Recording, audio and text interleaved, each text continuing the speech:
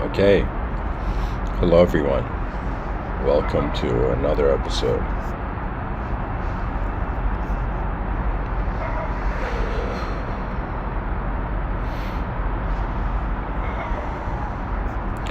I wanted to, in this episode, give a commentary on what I find the mind can do that the body can't. And this episode is more like a brainstorming session. I will read previous findings. But this episode is more like a mind exploring itself.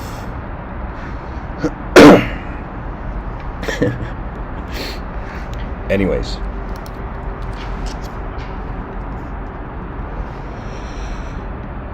As a disclaimer, please be considerate that there may be cough noises, pauses,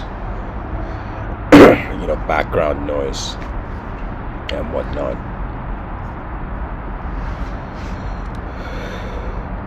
And as Aristotle says, it's the sign of an educated mind to entertain an idea without accepting it. This world is so big, so vast, and so dynamic and changing that really it is a sort of disservice to limit the world to just, a snapshot photo of it. A snapshot of truth.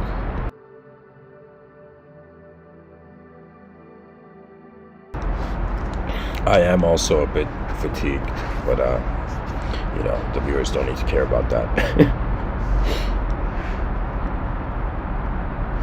I have noticed that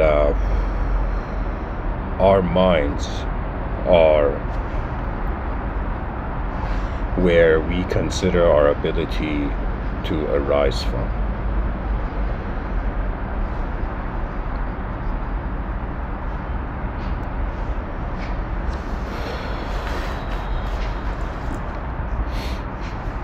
And the beautiful thing about life is that we have different eyes to see the same world.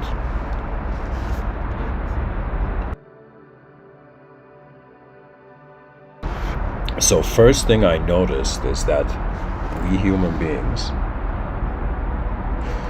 all consider we have minds, but when it comes to truly comprehending it, it's kind of like we don't know what the mind is, but we are using it.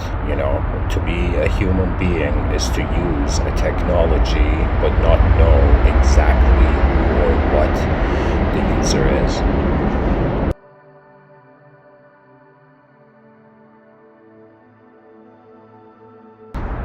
And in this episode, because I'm looking into it, it's more of a brainstorming session. Viewers can feel free to share their own views as well in the comment section. I'll comment on it.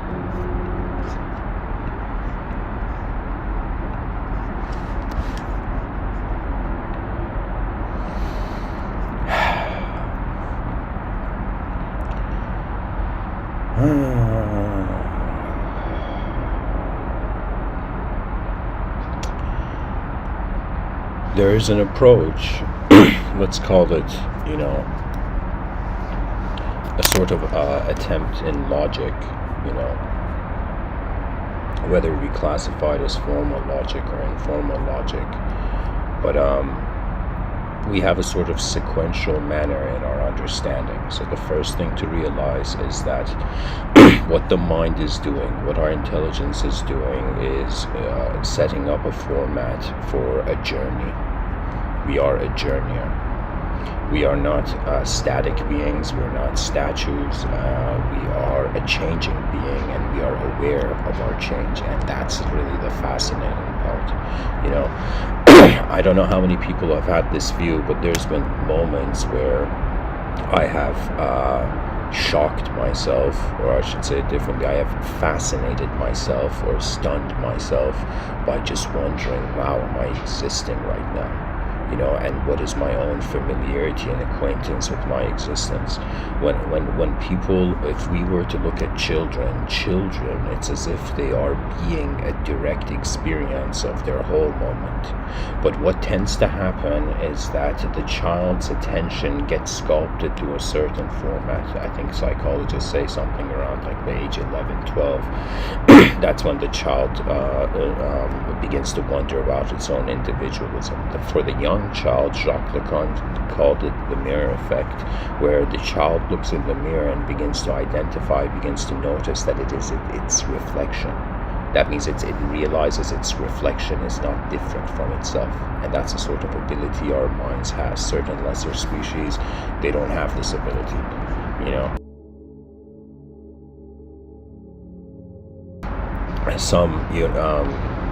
there was this experiment that this university did. I don't remember the exact university, but pretty much they went and put a giant mirror in the forest, and they were observing the reaction of animals.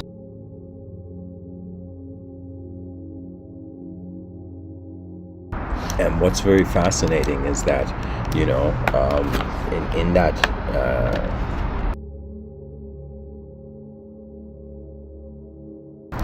in that experiment, there was a gorilla, and the gorilla looks in the mirror, pauses, kind of like, what am I looking at?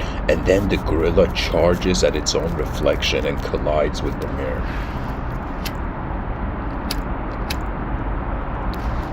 And that kind of suggested to me that lesser species are reacting to phenomena prior to comprehending it. What creaturehood seems to be is, in the program of nature, a sort of sub-program has been generated, and this sub-program recognizes and notices that it doesn't have access to reality. We think we wake up and we're looking at the same world, right? We're looking at the world, but in actuality, it's the compartmentalization of our experiences so far. What it is we are tunneling through all the states that our brain has simulated itself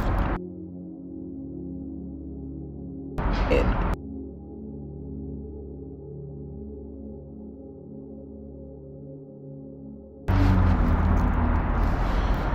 And intelligence is a very important factor, because what intelligence is discrimination.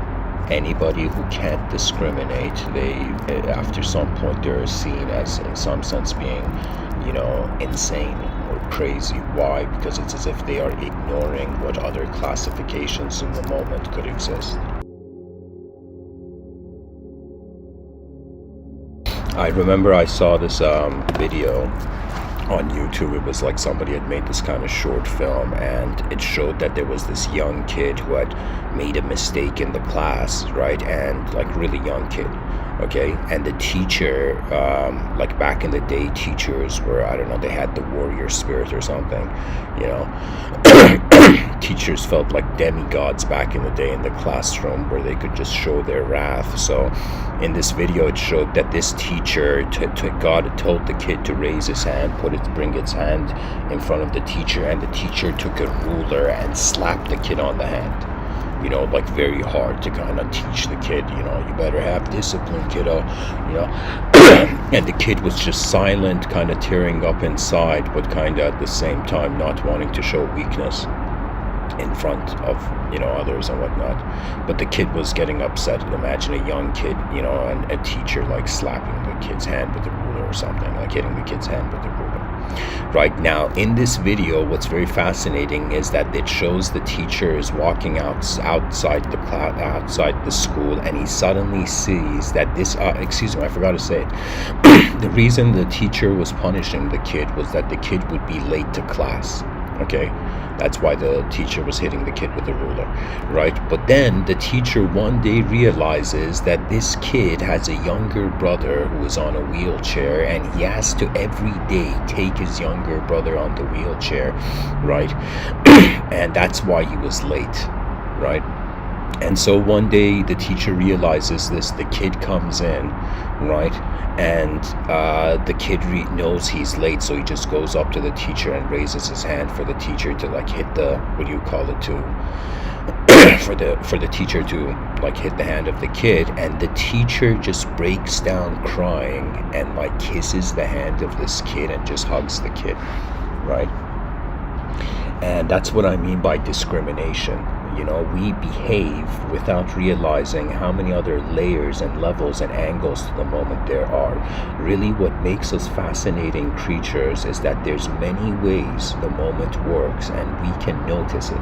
We can't notice all the ways, but that's the whole point of knowledge and the unknown, in the sense that we're seeing what else is moving in ways that our mind is not conditioned to receive. You know, a lot of fascination with mysticism or transcendentalism, or even potentials of future interactions with entities beyond our dimension or beyond our clouds and whatnot, is what angles are they looking at the moment that we are not looking at the moment. In some systems of thought, people have a perception on communication, and or I should say they have a perception on understanding. And there's this view that, you know, people understand each other when they can have a sort of similar position of reality, as if our attraction is based on how we find someone who is also walking in a world similar to ours.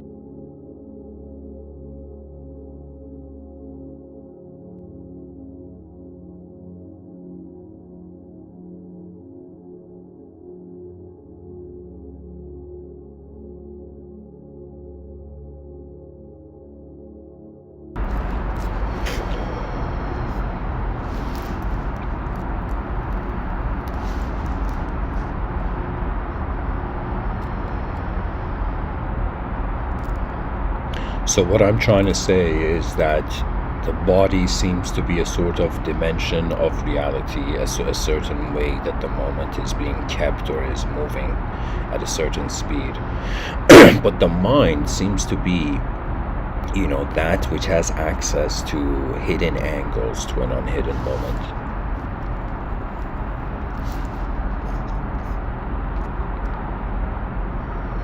There's something in ethics and the branch of philosophy.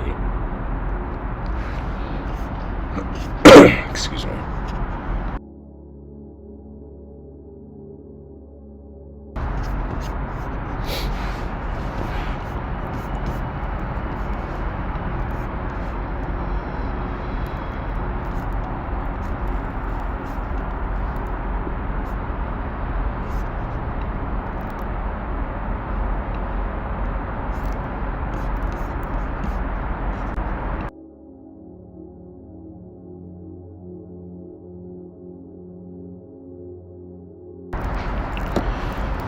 Let me say it this way. In philosophy, a branch of philosophy is the study of morality, which we call ethics. And then logic is, in some sense, the study of reasoning. How do we reason what our reality means to us? The thing I wanted to say about logic at the beginning is that there's an approach of deduction and there's an approach of induction, right? And in some sense, it's this approach where we look at something specific and we make a conclusion that is general about it, right? Or we look at something that is general in regards to induction and make a specific conclusion about it.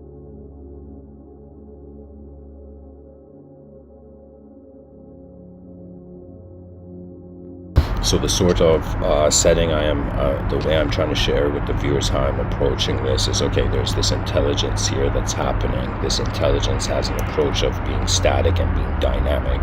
Because reality is dynamic and it is moving, there's a sort of sequential relationship when it comes to our own minds. We are tunneling through our experiences and brain self-simulations. There was the psychologist who had shared this profound idea about how memory works, or how a person creates new memories, what sort of relationship it has, right? And it's kind of like, imagine this cube of jello, and you take a spoon of hot ink and you pour a teaspoon of hot ink on this cube of jello, and the hot ink makes a dent on this jello. And then imagine you took another spoon of hot ink and you poured it on the jello, it would make another dent. So what it is that it's like through the previous dent, the previous way our mind has tunneled through the moment, our new moment is also tunneling through the same dents of experience. And what intelligence seems to be is ultimately discrimination of the way, of all the levels of the moment that are intelligently active, to be able to recognize what is dynamic, what is static, and if something is dynamic, what is causing its motion.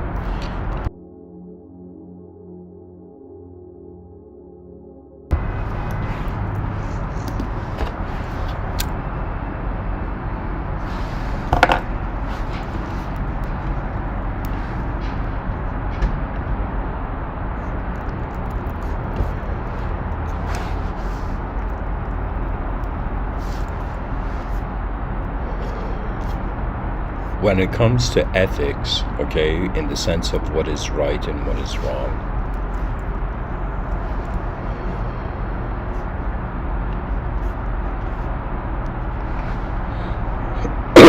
there's three main views for this, okay, and you can see it as, in some sense, here I'll read it for the viewers: consequentialism, which judges actions based on their consequences; deontology, which judges actions based on whether they are in accordance with one's moral duty; virtue ethics, which judges actions based on the moral character of the agent who performs them and whether they conform to what an ideally virtuous agent would do. So the reason I'm talking about ethics here is because I feel the same approach we have to ethics, right, is the same sort of approach we can have to the mind, because the mind is emotion. It is that which appears to be moving, or leading to movement. So it's another way of saying, if we are to wonder about what is right and wrong, we could see an event, right? And we could be like, okay, the consequence that event led to, that action led to, is what is right and wrong about it, okay? We can say that if let's say,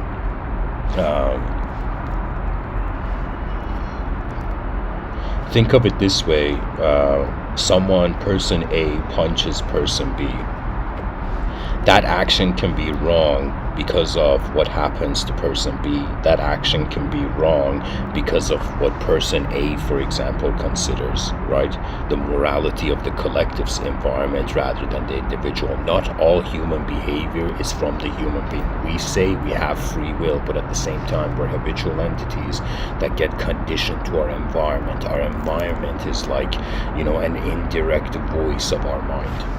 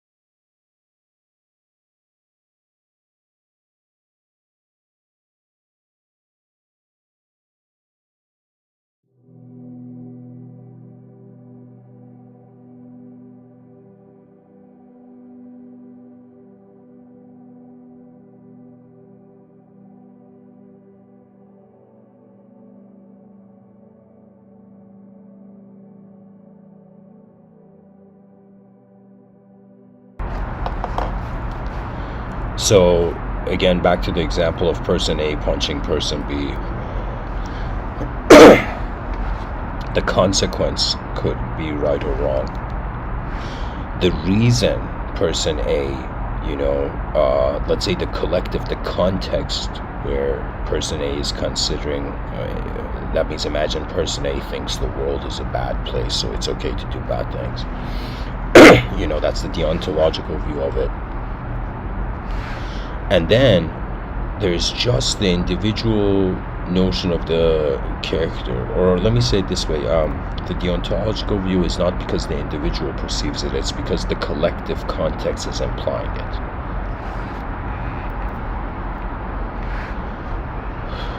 So it's another way of saying we look at the meaning of something or the value of something in accordance to its consequence, its effect. We look at it in accordance to its the context where the event is caused, and then we come to the actual, let's say, the zoomed in version, the causal position, right? The causal position that the action is wrong due to the individuals being wrong. So it's like, is something wrong because of what happens? Is something wrong because how it's collectively seen? Or is it wrong because the individual did it? Right? When it comes to the nature of our mind, I find these three views apply. I have wondered about the mind, and I've realized really what it is like there's, how can I say it? I appreciate philosophy, but mysticism was really what got me into wondering about the mind. There was a point in my life where I was like, okay, you have questions about the body, you go and study certain science textbooks, you see medical advancements, you learn biology, and you discover the body is a bunch of systems that are working. When it comes to the mind, we have systemized it in accordance to different parts of the brain, and different parts of the brain took millions of years to evolve. That means in some sense, the environment sculpted our brain, and we also sculpted our own brain. The more free will stabilized, free will was stationed.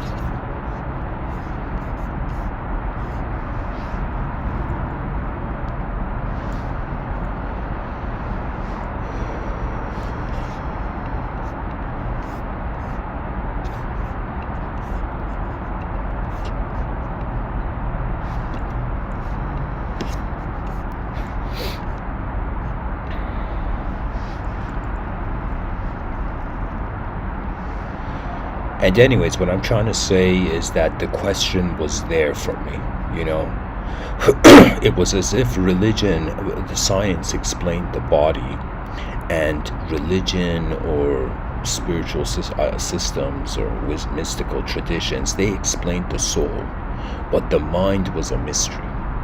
And that's what I'm trying to tell the viewers, that I was introduced to the idea of the body and the soul and the mind, but the mind seemed to be very fascinating to me because the mind seemed to be a bridge between the two. Right now, as I'm speaking, it's like me wondering, is this moment that I'm giving this talk in, is the moment just based on the biological existence? Is the moment based on how there is a soul in the moment, though, with the whole moment being the context of awareness to being? Or is it based on the interaction of the whole with the individual? There's moments where I feel I am the body, especially when I'm, moving around, but there's moments when I am still, where I feel the body is within another within a sort of field of intelligence, and my attention seems to be steering that field. You know what it is? It's like our body moves, and we think our mind doesn't move, or we think our mind just moves our body. But what the mind is it's a hidden life, and what the soul is whose life the hidden life is for. It's like the person being like, yo, what's moving my body? It's my mind. And then being like, yo, what's moving my mind? It's my soul. But the idea of the soul is surpassing the idea of mind, right? Like spiritual people think that spirituality is a storyline, but what it is the realization of an entity, that its entitlement to the moment is not limited to objects and subjects. And so if we were to ask ourselves what is beyond objects and subjects, we would come to realize that it is space. So I have recently shifted my perspective into the realization that no way, this whole time I have not just been living as an object, I have not just been living as a subject, but I have been living as their dance in the space of my being. That means to be is to be the space, to be the potential of the space where actions extend.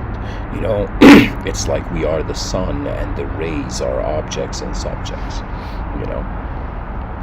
And really, what I'm trying to say here is that in my own search, in my, like, the sort of opinion I have of really what the mind is that the mind is how space moves matter. This is to some degree liberating. Why? Because the person realizes that what being is a quality of the moment rather than a process, you know. Consciousness is so fascinating because it is noticing everything, but when it comes to notice itself, it discovers that there's a sort of paradox. You know, it's like I can look at everything, but I can't look at the one that is looking, because if I were to look, it would defeat it. It's like there's a moment in our intelligence where attention and existence are being simultaneous, they are being instant. And to study the nature of your attention is super cool. Why? Because it is like, why is meditation fascinating? Because one begins to discover that it's like being a Jedi and wondering what sort of colored lightsaber you get, right? There's ways that our life is happening that are internal and ways that are happening that are external, but at some point in the mystical process, the inner and outer are simultaneously witnessed, right?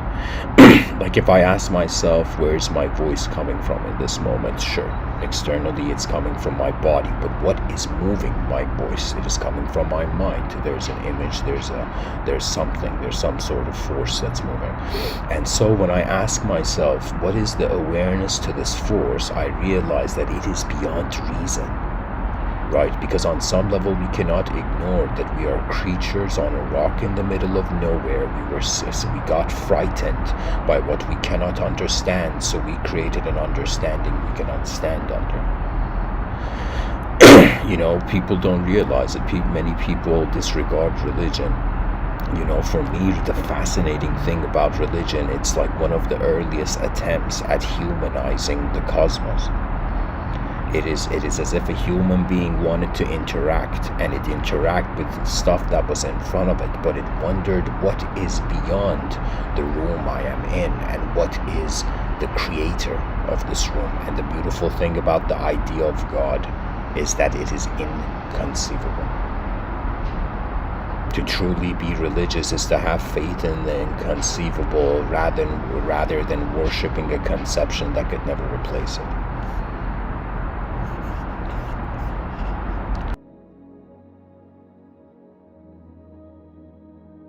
One can divide it in different ways, but it's kind of like I'm saying, at least for this episode,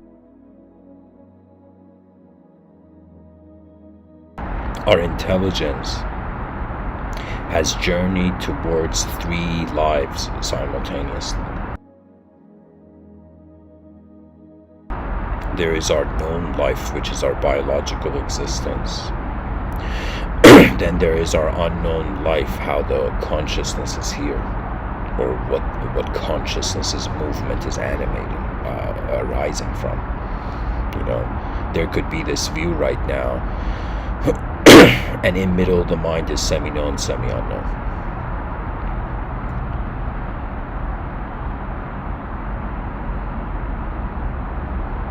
Really what it is the just like the ancient Greeks saw or perceived it in their mythology, was that everything started from chaos.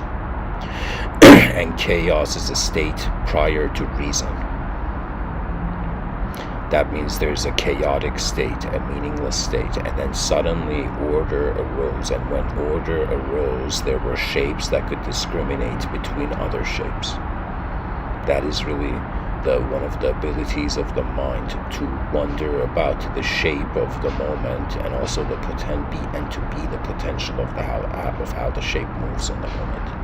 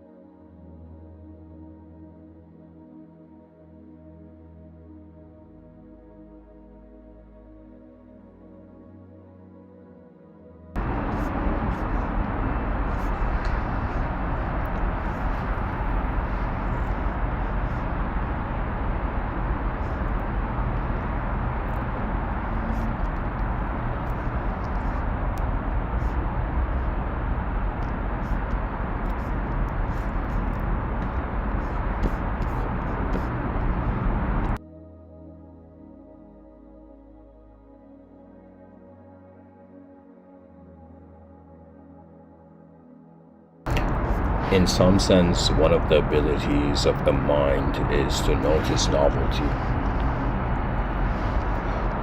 to create the new, as if the body is a technology that its certainty is dependent on its past. The mind is a technology where its certainty is dependent on how clearly it has perceived its future. Just the fact that there was an opportunity for creatures to adjust to their environment meant that they had access to something that perceived itself beyond the environment. We evolved because our ancestors noticed something that others did not. That's how we're here. We are here because perceptions protected our ancestors from their own non-existence.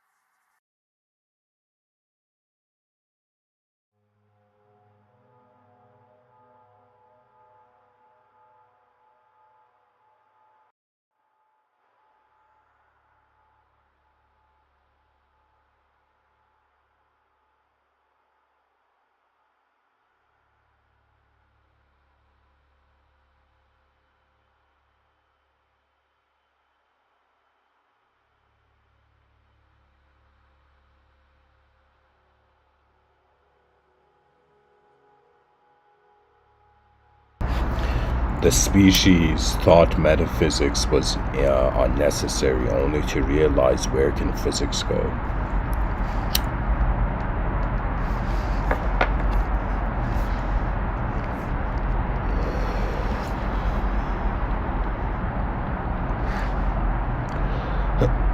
Excuse me. I want to read something for the viewers about the philosophy of mind.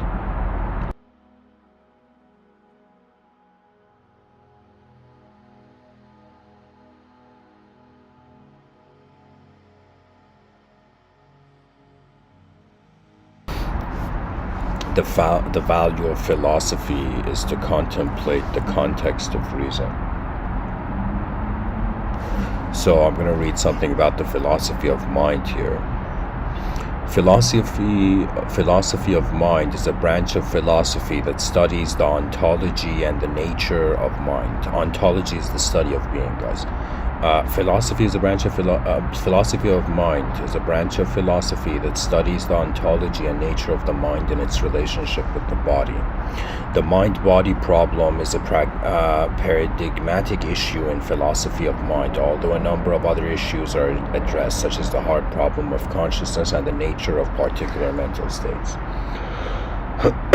Aspects of the mind that are studied include mental events, mental functions, mental properties, consciousness and its neural correlates, the ontology of the mind, the nature of cognition and of thought, and the relationship of the mind and body.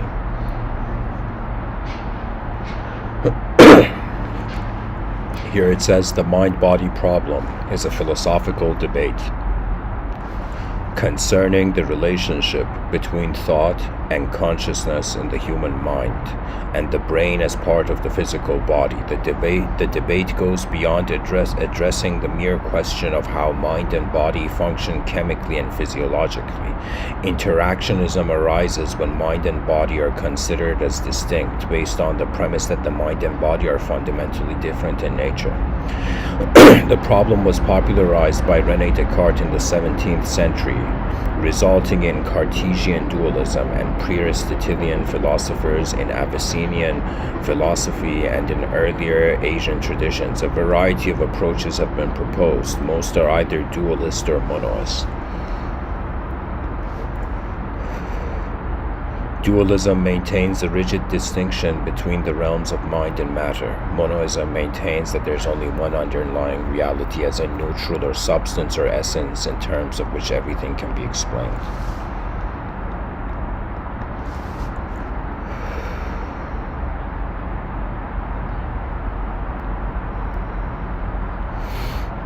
So here the suggestion is pretty much this, right? It started from, you could even see it earlier, right, than René Descartes, but René Descartes was the popularizer of it. And pretty much the idea is the mind and body being one moment of expression, or is the mind and body being separate dimensions? Right, so really what I'm trying to tell viewers that in the advancement and the progress of an evolutionary animal on a rock in the middle of nowhere, the evolutionary animal has found its consciousness so mysterious that it has wondered about the difference between the texture of its awareness to the content. So what that means is that pretty much people on the planet, they have divided between inclinations between the observed being the holder of reality, holder of truth, and the observer being the holder of truth. When it comes to René Descartes had this approach where he called it a methodical radical doubt. This dude was so badass that at some point he was like, I'm going to doubt everything until I find truth. And he doubted everything until he realized something very profound, that he cannot doubt the doubter, that when it comes to truly wondering about what is and what is not, the true ontology of the nature of our attention, René Descartes realized that it comes down to an isolated thinking subject. Now, there have been philosophers after René Descartes. I believe it was Hegel who in some sense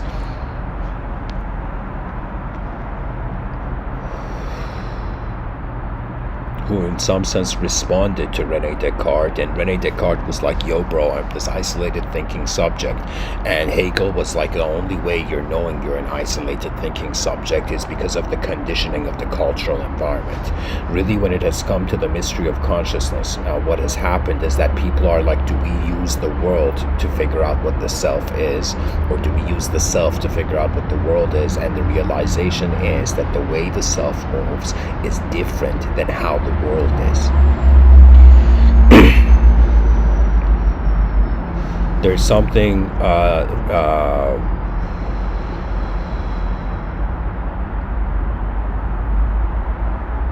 I think René Descartes called it res cogitans, something in those lines. But what it is the idea that is the mind made of something else. So that's very important. Is the mind something completely something else? You know, spiritual people experientially, after having an interaction and experience with the unknown, come to the sense that, okay, there seems to be something more, right? But we have to ask ourselves how much of its spirituality wants to be defined based on intelligent movement or stillness, right? Like there's a New Agean spirituality where the person has a storyline, a very magical storyline for their soul, right? But then there's an ancient, like, Patanjali Yoga Sutrian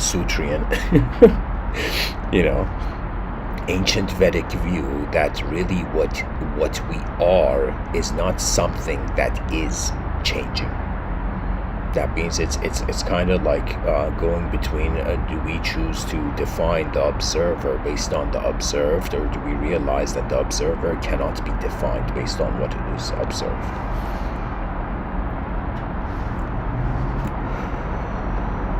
I'm going to read something for the viewers here. It's about the distinction between monoism and dualism.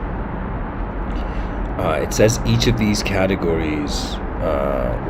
Okay, here it says a variety of approaches have been proposed. Most are either dualist or monoist. Dualism maintains a rigid distinction between the realms of mind and matter. Monoism maintains that there is only one unifying reality, as in neutral or substance or essence, in terms of which everything can be explained. Right? That means, is it just one singular existence, or is it just one mighty consciousness that is holding everything, or in some sense, what is it? Here it says each of these categories contains numerous variants. The two main forms of dualism are substance dualism, which holds that the mind is formed of a distinct type of substance, not governed by the laws of physics, and property dualism, which holds that mental properties involving conscious experience are fundamental properties alongside the fundamental properties identified by a completed physics. The three main forms of monoism are physicalism, which holds that the mind consists of matter organized in a particular way. Idealism, which holds that only thought truly exists and matter is merely a representation of mental processes, and neutral monoism, which holds that both mind and matter are aspects of a distinct essence that is itself identical to neither of them. You know, here it says psychophysical parallelism is a third possible alternative regarding the relation between mind and body, between interaction dualism and one-sided action monoism. Yeah, really what it is, guys, is think of it this way. We thought we were a body, okay? We thought we are a body, and that was like, or let me say it this way.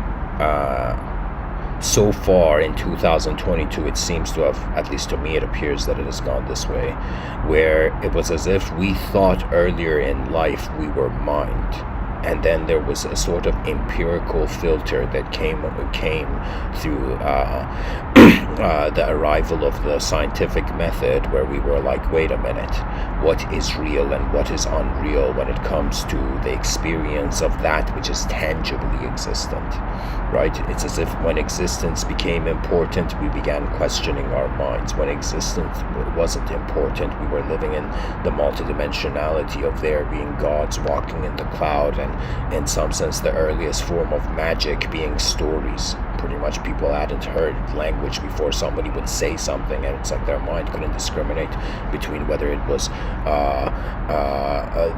it was real in accordance to the nature of the story, or whether it could have been compared to the actuality of the world.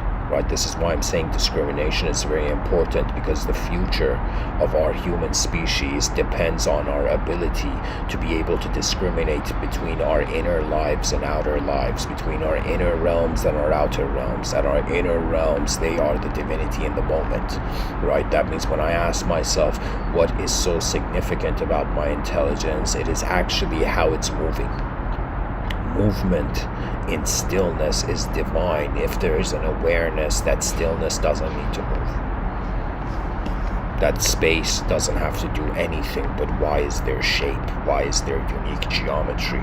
You know, why has the cosmos, it's like, why did the Big Bang happen so a podcaster could talk about it? And in some sense there is a mystery here of how matter became more than itself.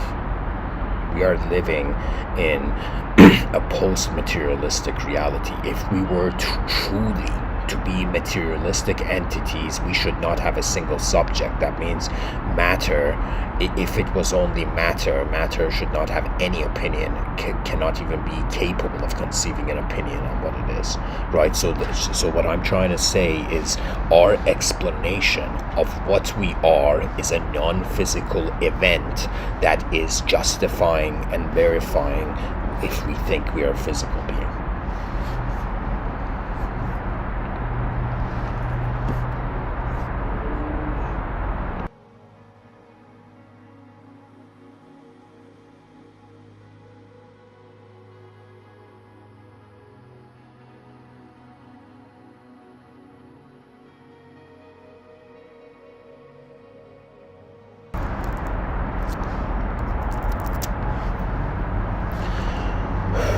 I have realized pretty much, I remember, I'll share a story with the viewers.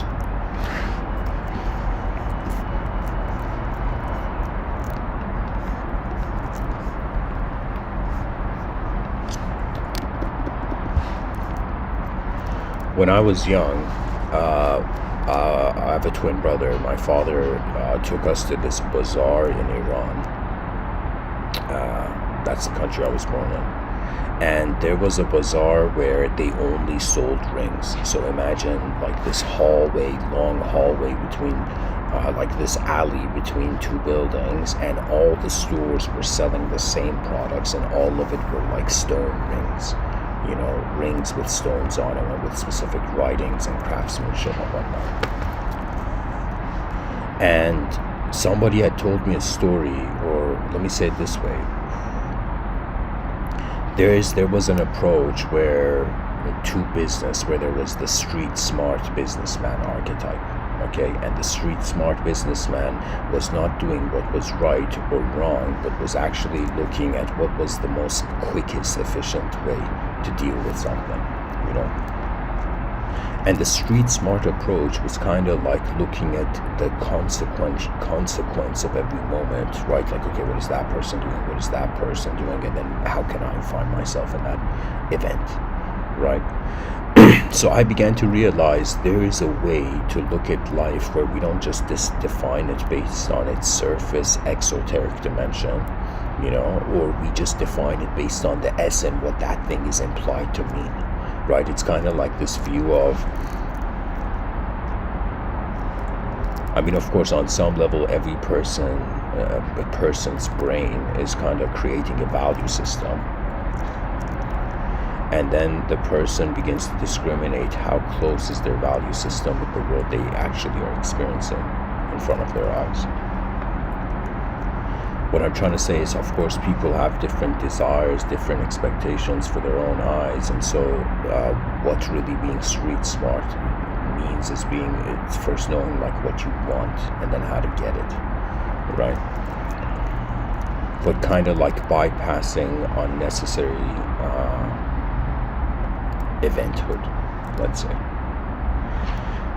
What I'm trying to say is that it seemed to me that what philosophers throughout history have been is that they have been street smart observers of the world. They have been wondering about what is actually happening that has value rather than what is told to have value,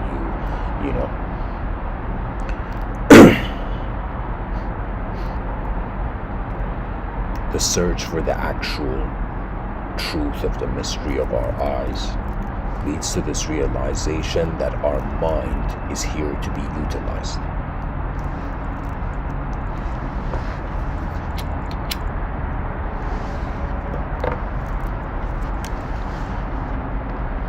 When I ask myself, what can my mind do that my body can't? I notice that my body, of course, is like a soldier and the mind that is acting like a commanding officer, right? So all that the body can do is really to some degree the ability of the mind. But the mind has an ability to reposition another body. So what our minds are doing is it's like a non-physical dimension.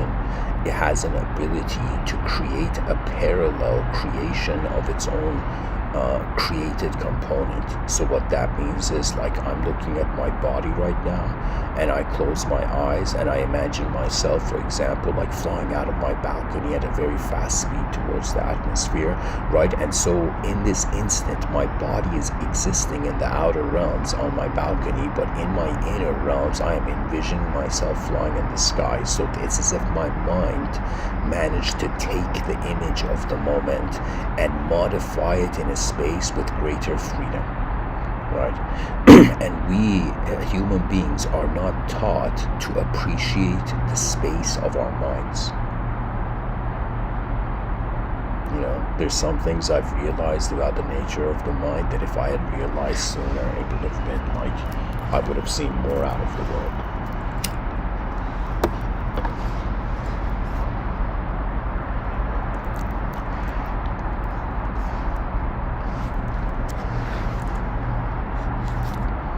You know, some part of me truly feels that the mind is working towards a hidden nostalgia. And what is the hidden nostalgia? It's like this, this is a theory I have, or this is a view I have, okay? But I have this view that consciousness was okay with non-existence, and it had been non-existence, or I shouldn't say consciousness, but let's say the intelligent awareness. It was as if space was alive long before matter could be. Space was awake. That's a better way of saying it. Space was awake, right? And then space, it's kind of like a true being like, man, I've been truth this whole time. You know, I've been eternally truth. What else can I do? And it's kind of like when eternal truth gets bored, simulations become, you know, what gods look at. Extensions of themselves, you know. Just this concept of even heaven, like, it's such a mind-blowing concept to me. Do you know?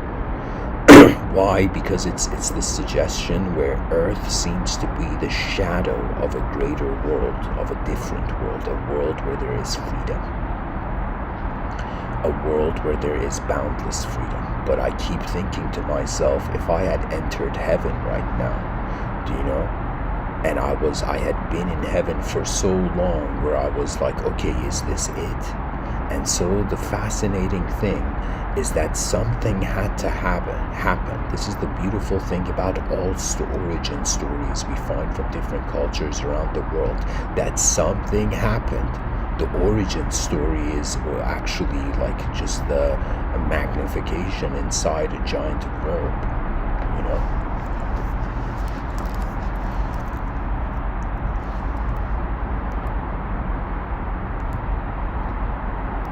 To me, I find the reason human being is conscious is to not notice the visible, but to notice the invisible. And that's in some sense the grand mystery, you know? What is talent, but how far the mind can express?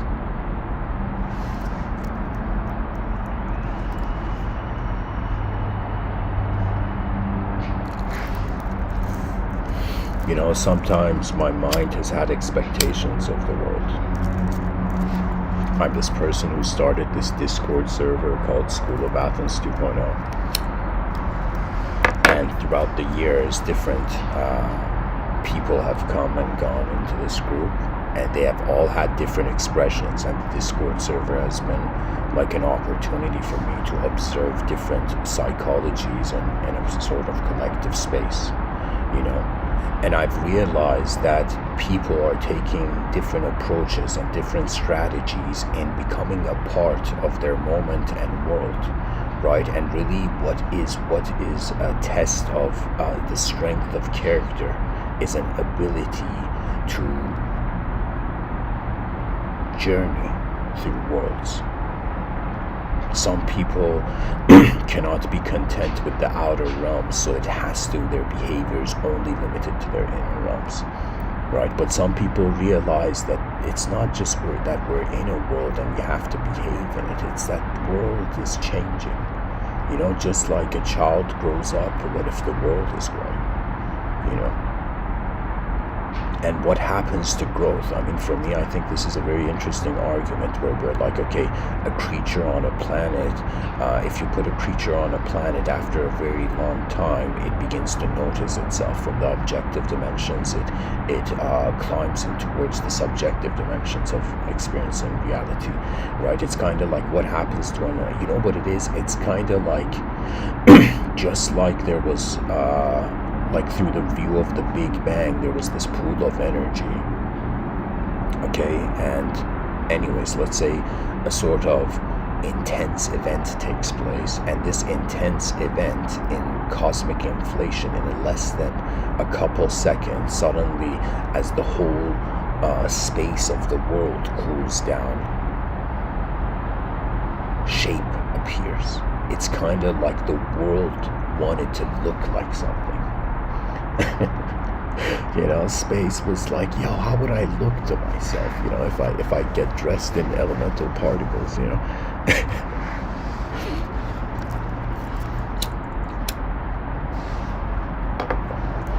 And so there was a cosmic inflation and a sudden appearance of, you know, celestial objects, right? Now these celestial objects, right, it's like the journey, it's like out of nowhere objects appear, and it's kind of like simultaneously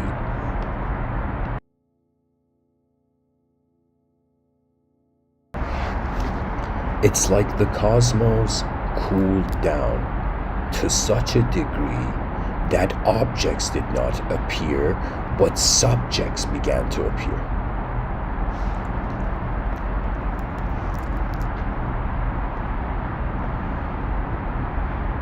And it's kind of like, what do we consider? Do we consider subjectivity the echo of the original voice of the Big Bang?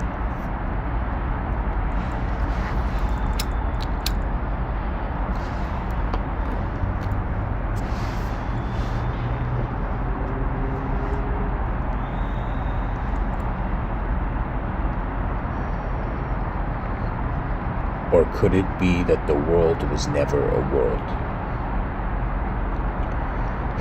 This is when philosophy turns into metaphysics, when all our ideological doubt of the story, of the value systems that stories are interpreted in, suddenly comes to an experiential beginning.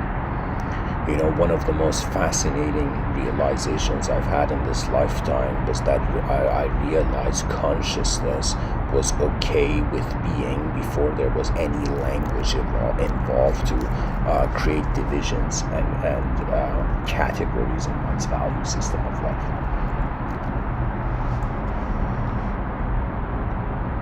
You know, I was reading Buddhism when I discovered Buddhism. The Buddha had said that it's called in some sense the Four Noble Truths.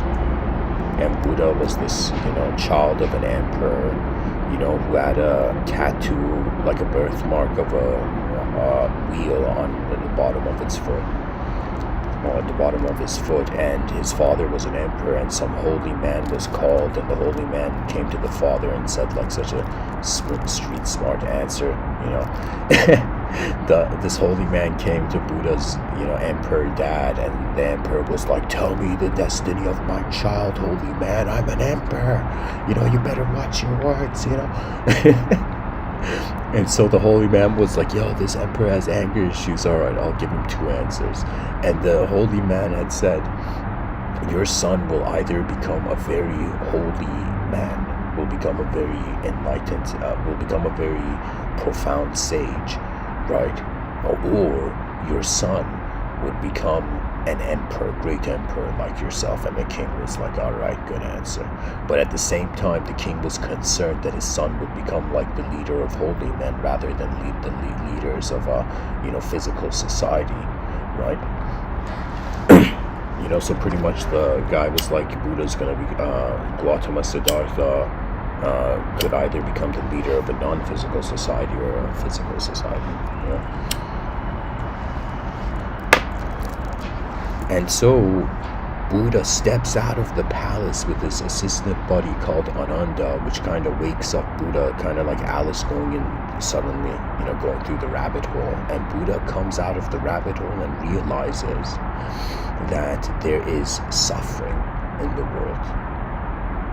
That people get old, sick, and they die, right? So he realized that we're like these creatures somewhere where there is like suffering. Like, what do we do with that, right? And Buddha realized that the source of that suffering was attachment, okay? And was desire. And so the way we get desire is by being detached from the moment,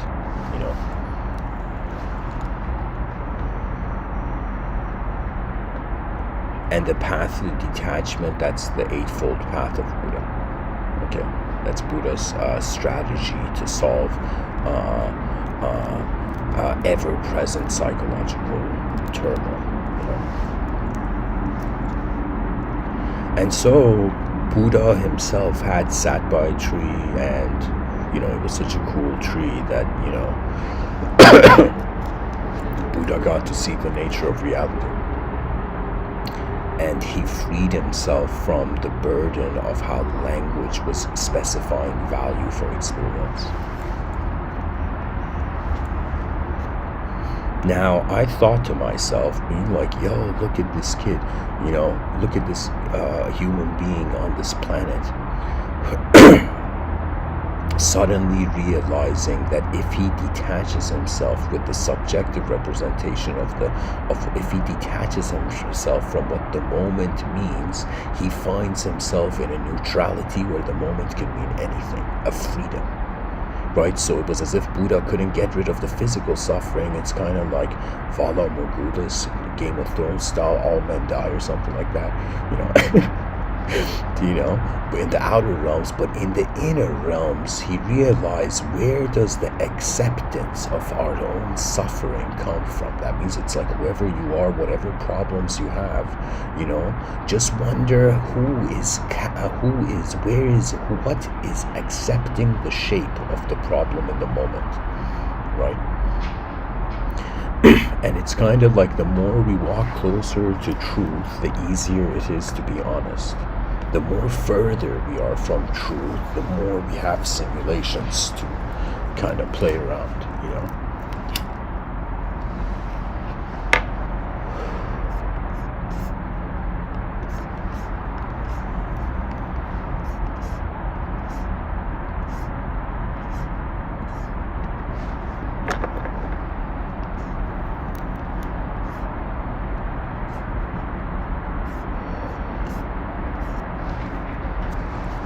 Anyways, I wondered, okay,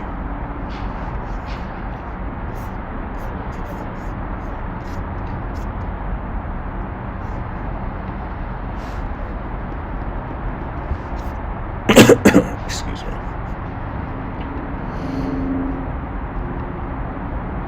Anyways, I'm like, okay, what would a detached from everything being do?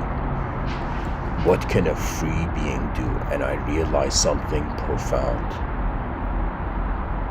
Absolute freedom is not humanized. To be truly free is to become chaos. And people are going to be like, Mr.Within, what do you mean to be free is to become chaos? And I'll say it in this sense, that it's kind of like, what the definition of chaos is random things being able to happen randomly. There is no application of order. When we think about the human psychology that wants to become free, what does it want to become free from? It wants to become free from the order that it is in, from the structure that is in. This is why there's a rebellious spirit in the teenager phase of all human beings, right? It's as if your own insignificance shakes you to, in some sense, let your life be the walk towards a force,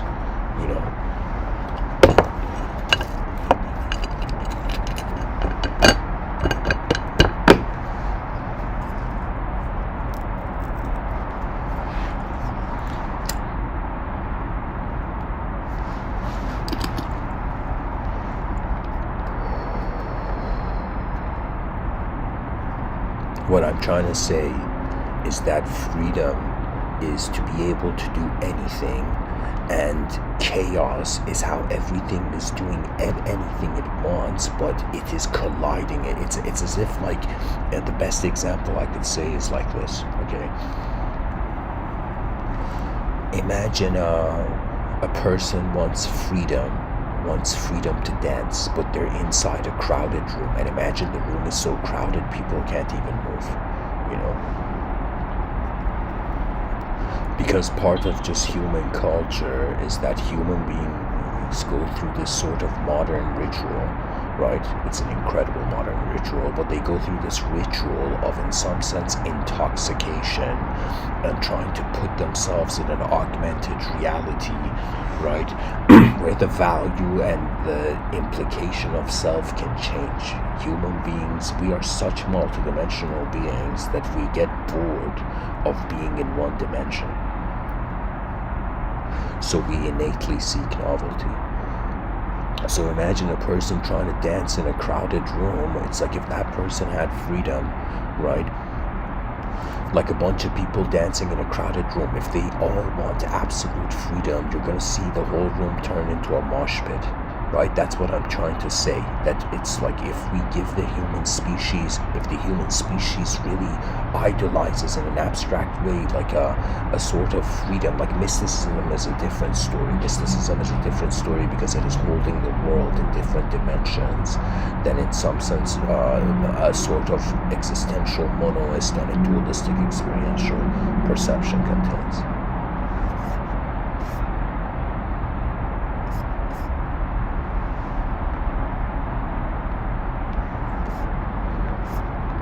The question is not freedom per se, you know, like freedom is important in the outer realms. An advanced civilization would treat itself so advanced. Like when I say an advanced civilization, guys, people don't, maybe, you know, people cannot comprehend the magnitude I'm talking about, how advanced we're gonna be. It's as if suddenly something in nature alarmed itself to such a degree where the might of a visionary purpose arrived in the world.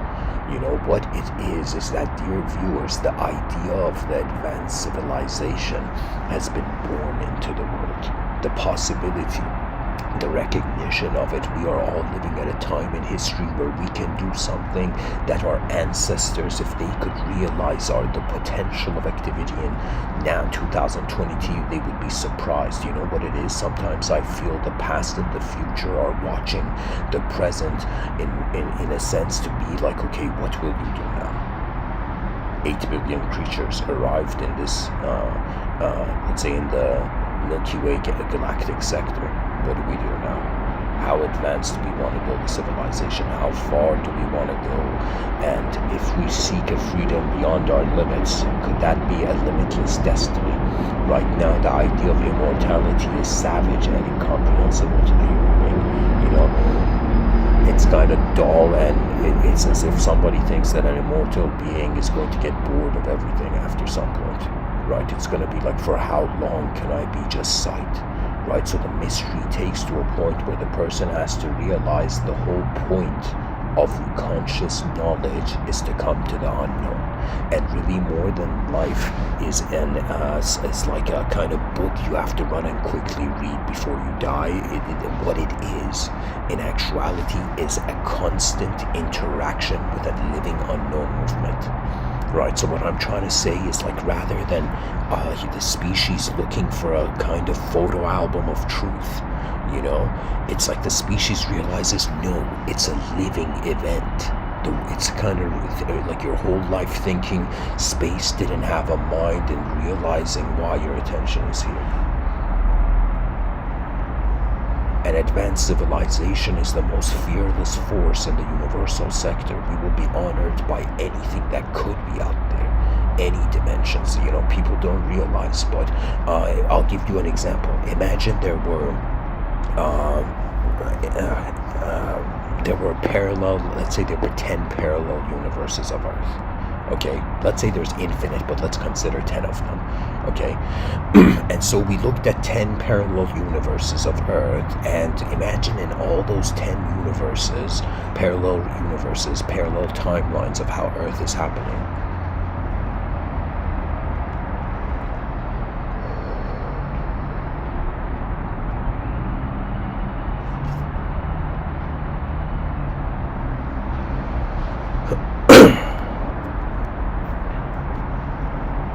I'm trying to say, imagine in one of those parallel universes, out of those 10 parallel universes, 3 of them were attempting to build advanced civilizations. The species in those parallel universes, the human species, was attempting to build advanced civilizations. But imagine one of those or imagine none of those parallel universes were attempting to build advanced civilizations, and suddenly our parallel Earth decided. Imagine we were in, like, Earth 7122 or something.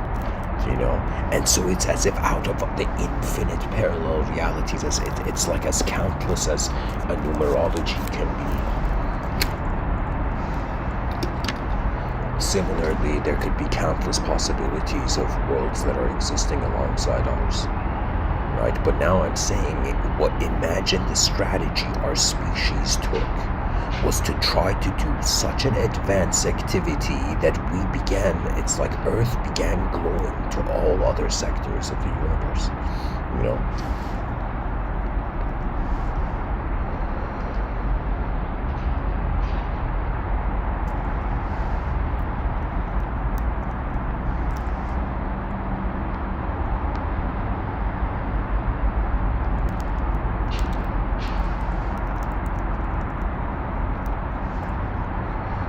I don't know. I just feel that we are like this energy, and this energy has a choice out of infinite possibilities of wherever it wants its attention to go.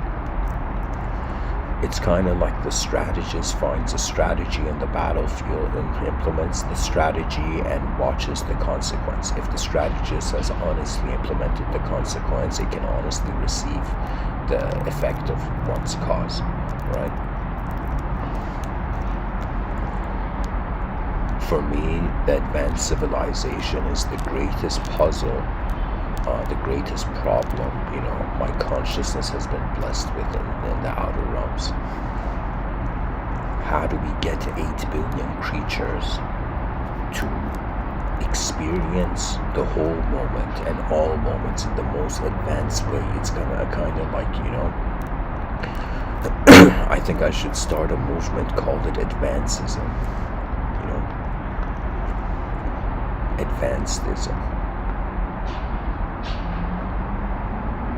or advancementism, And the whole idea is that the meaning of reality is to go forth, and the value of consciousness is to access dimensions before you go forth.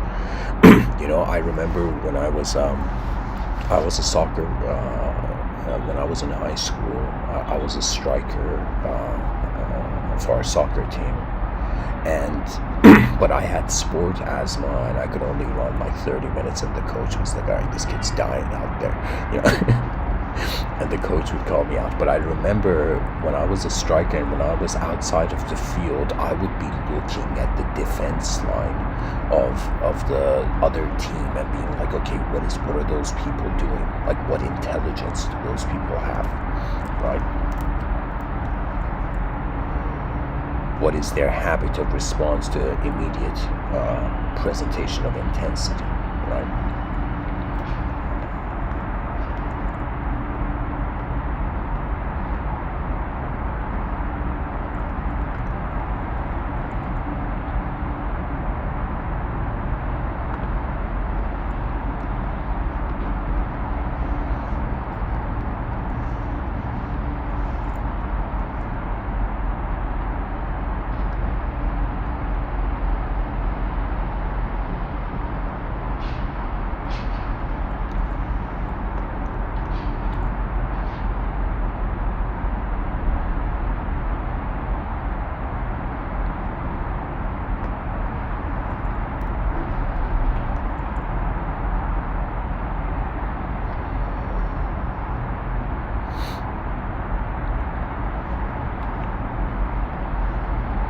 What I'm trying to say is that all beings are bestowed some sort of ability to direct an energetic force.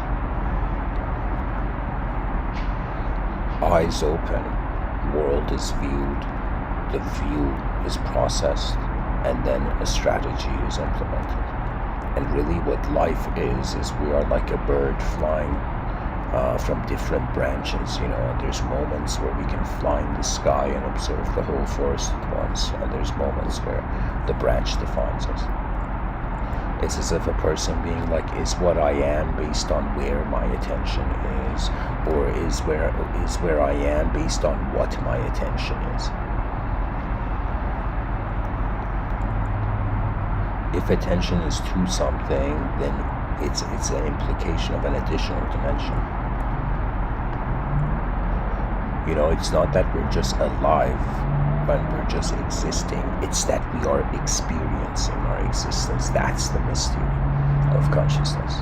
How are we experiencing our existence?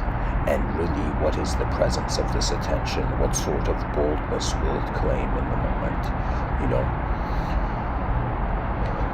What is the most advanced, high-value thought to have on this planet?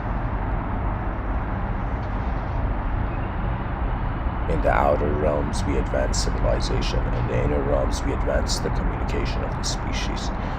In regards to spirituality, we wonder about who's communicating, and we recognize it's the opportunity to live is the life.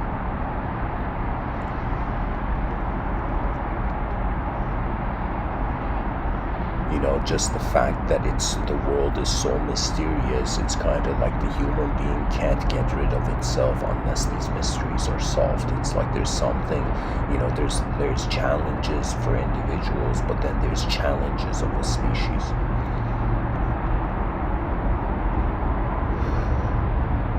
Our advancement is really in an advanced civilization.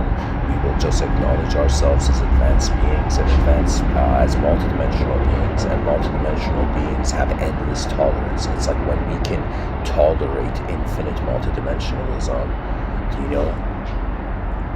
that is when a sort of true monoistic value can be realized, right? That means imagine before ideological systems, whether religious or not, judge the person based on good or bad. We look at the potential of a life form before its dismissal. How Civilization 1.0 has failed is in some sense it has convinced people that the ending, it has convinced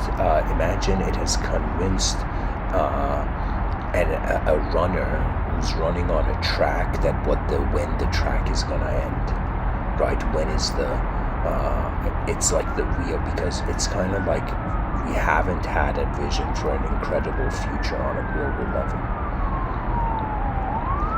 Each nation, should be obligated to find its greatest, its most multidimensional individuals, and in some sense there should be a global subjective agency, right? That means it's like there should be a United Nations, but something for like philosophers, a sort of united, not United Nations, but united philosophers. Oh man, philosophy is the ability to make sure the world is not closed too soon.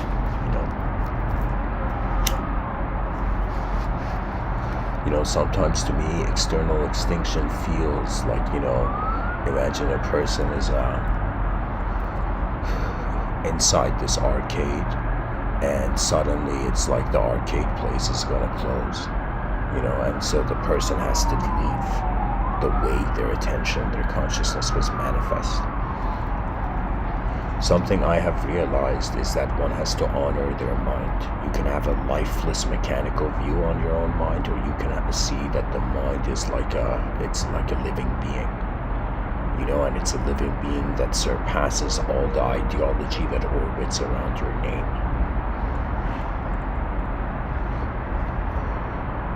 which is like an Iron Man suit, but the Iron Man suit can never be Tony Stark, you know. Only Tony Stark can be the Iron Man. Similarly, it's kind of like internally there's this intelligent observer mind, and externally in front of the eyes of this internal observer there is in some sense a body, the observed body. And so the mind's ability, it has to do with the space it needs to find to present that ability. You know, it's kind of like, imagine a warrior before going into a battlefield, he has to wonder about his true state of mind, as if this battle was the last moment I was alive on this planet, with what sort of mind am I advancing forth. You know, and there has been this kind of, I feel it's been sort of principle, it's a principle, but the faster warrior tends to win. Do you know, it's this idea where it's as if, how would I say it?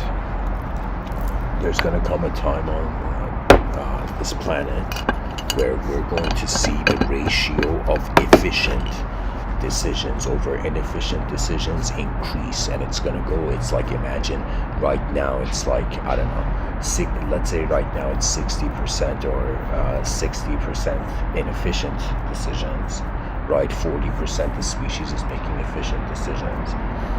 But imagine now the ratio got closer to 100. You know, 100. I mean, I shouldn't say 100, but I should say, let's say it changed to 80. Right? That means a civilization that was finding more solutions than it was, how would I say it?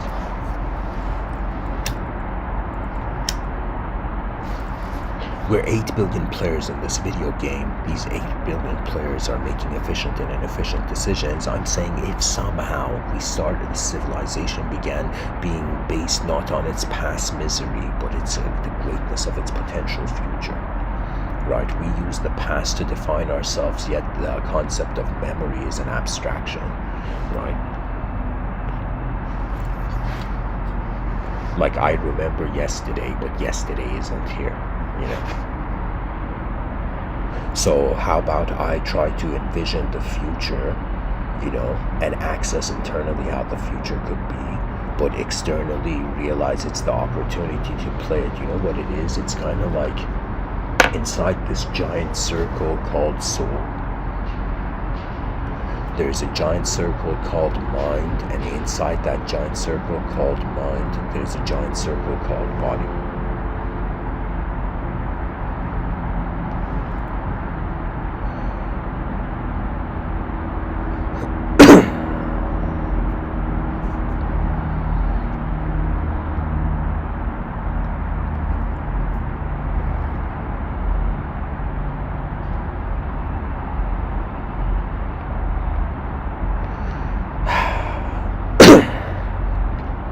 What I'm trying to say is, like, if we follow this idea that a person, after doing, they say if somebody does something for 10,000 hours, they become a master. They attain mastery in it. And the logic follows is that the person is experiencing the same setting so many times that they find themselves capable and familiar in how to move there. You know, how to move in that game.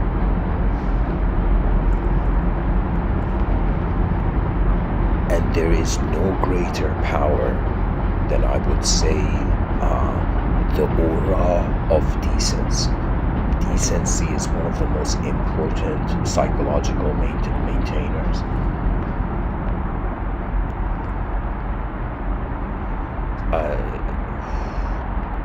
Let's say decency and gratitude are stabilizing archetypes for the psychology, you know?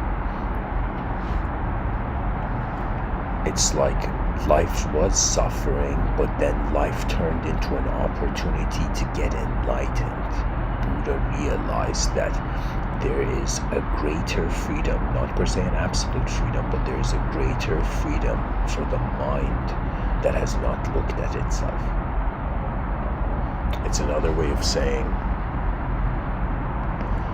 Once you find contentment with the unknown instantaneous nature of your intelligence and attention, you find an incredible ability from the most simplest states of your mind to move and experience and be able in the complex way. It's like all I'm trying to tell the viewers in this episode is that the ability of your mind unlocks when you can trust the simple, instantaneous presence of how you're being.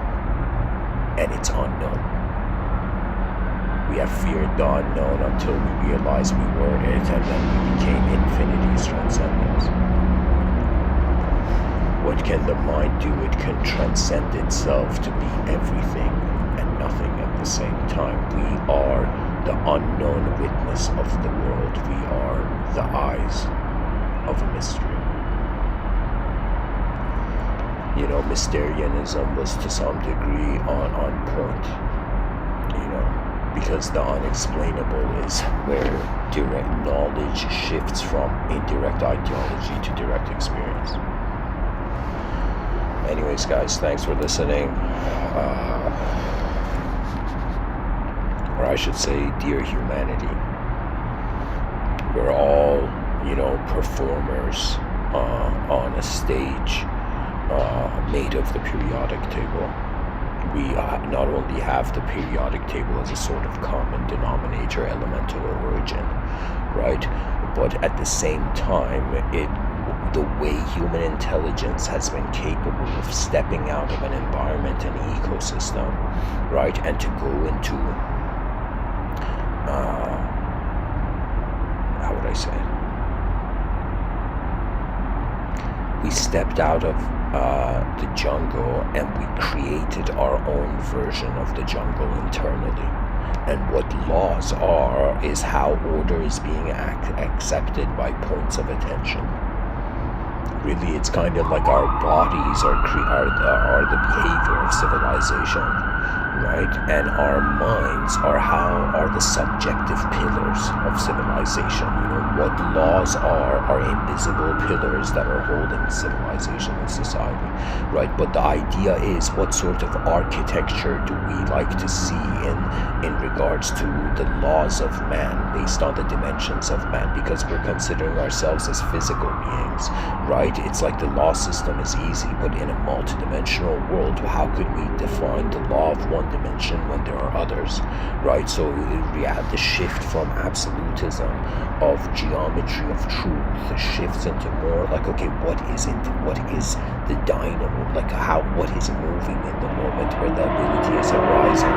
You know, it's kind of like the Jedi in Star Wars wanted to know the Force, but the difference was that the Force was trying to know itself, right? It's as if it's like there was a sort of certainty with how the moment, how consciousness is absolutely being the whole moment, that to realize the singularity of existence is to free, you know, the inner archetypes and senses of self that have had an assumption. You know, it's like the person in whatever system. Let's say right now there could be people on this planet who their psychologies are fragmented, and people their psychologies aren't fragmented, but it's as if the mystical algorithm applies to all, where it's as if it doesn't matter how many dimensions the person sees, the person's wondering who is looking at all these dimensions, right? And we come to the true unknown bizarre nature of reality, that we are not just characters and storylines that we're ignorant. We are actually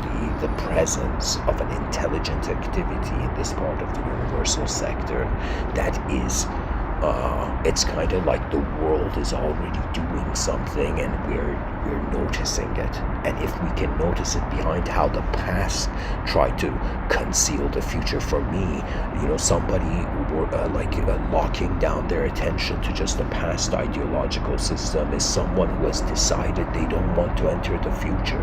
It's as if it's the mind living in accordance to the past, is the mind living in accordance to the present, or is the mind realizing the past and the present we're both looking at the future. The future is the paradise idea. The concept of paradise is the concept of the future of being. Do you know? And so when we think about the future of humanity, to me, the word humanity is like, that is a sacred word. Do you know? It is something that we are now we have a sort of biological relationship with the waking conscious waking state.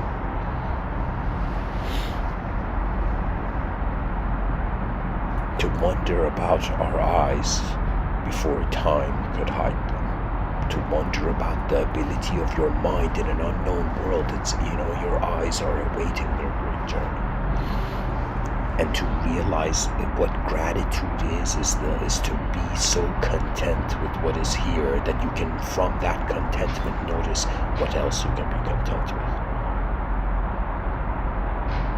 It's kind of like in our inner realms, we should be behaving like the most advanced beings our attention can fathom. And in front of our eyes, we are the humble, elemental event. We are actors in a film that is directed by the world, but the actor can choose to direct itself.